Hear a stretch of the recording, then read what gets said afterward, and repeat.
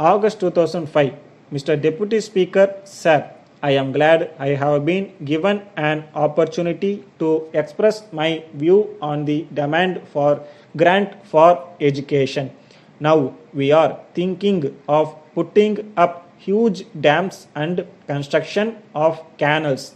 There is no doubt that these amenities will increase human welfare, but at the same time, we must see that opportunities are given to our children to rise to their fullest heights. We have been doing things in a particular way all these years, and we think it is impossible to do them in any other way. But if we are serious about education for our children, then I think that the whole problem requires a dynamic approach.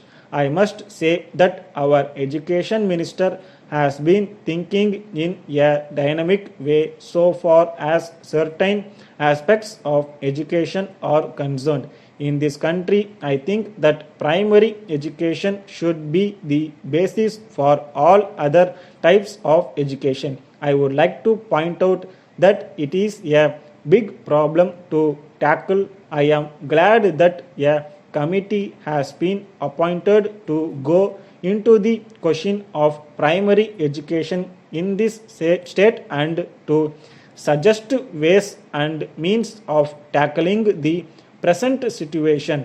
I hope it will make recommendations which will enable us to solve the problem of primary education speedily in this state. There is another aspect to which I would like to refer. It has now become a fashion for us to say that the standards have gone down. I should like to know who has been responsible for the fall in standards. The education department is supervising educational activities.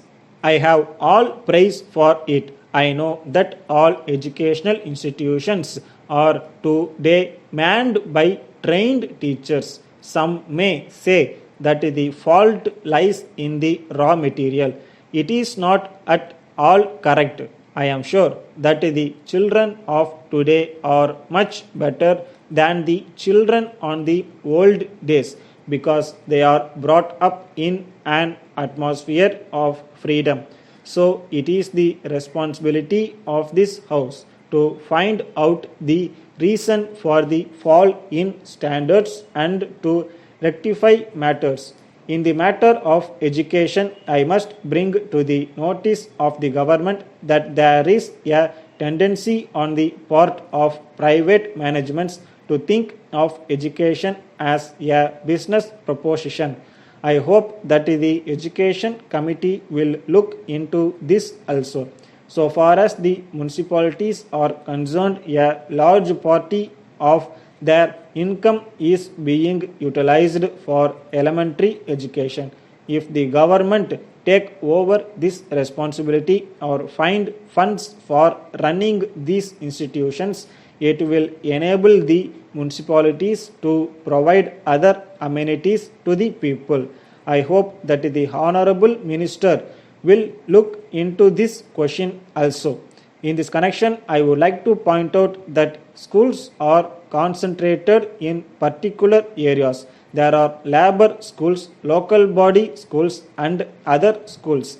All these are within a radius of 4 or 5 kilometers. I do not think it will serve any useful purpose. I hope this matter will be looked into.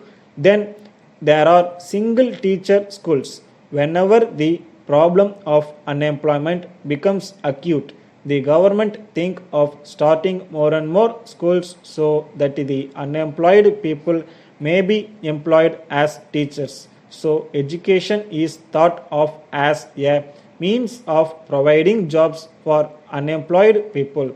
So there is need for a basic change in the approach of the government to the problem of education. I hope that even primary school teachers will be selected on the basis of a competitive examination so that we may have good teachers. Letter from the National Paper Company, Lucknow to Messrs. Madhavan and Company, New Delhi. Dear sirs, we thank you for your letter of the 4th instant. You have requested us to supply you some quantity of good quality paper. At the same time, you have stated that you will pay the cost of the goods within 30 days of delivery. While we have no objection to supply you the goods as desired, we would like to tell you that we will not be able to give you credit facility unless we have definite information about your business standing since you are a new customer.